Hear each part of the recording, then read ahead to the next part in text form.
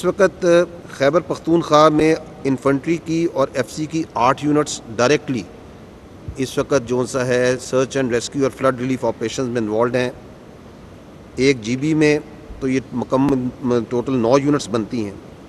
चूँकि जिस तरह चेयरमैन एनडीबी ने बताया कि वहाँ पे infrastructure road infrastructure is in bad shape, तो एक इंजीनियर ब्रिगेड जो सा है वो 2 इंजीनियर बटालियंस और 2 urban search and rescue teams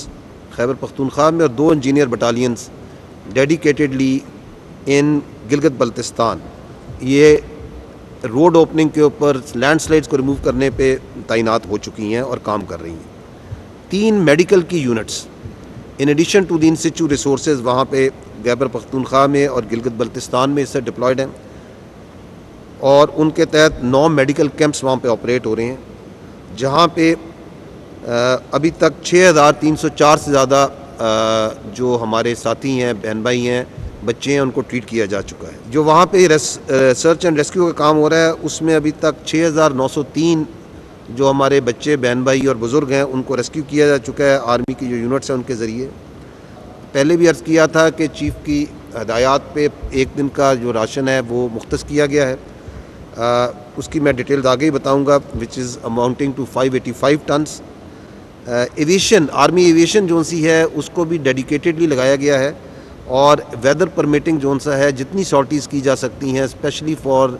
taking out the medical casualty evacuation, लोगों तक दूर दराज इलाकों में एमरजेंसी दवाइयात और खाना पहुँचाना वो किए जा रही हैं। अदर दैन दैट जो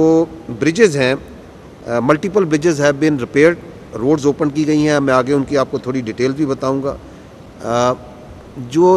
कम्युनिकेशन इंफ्रास्ट्रक्चर में जो टेली कम्युनिकेशन है उसके लिए पीटीए के साथ मिलकर आर्मी की सिग्नल की यूनिट्स इस काम कर रही हैं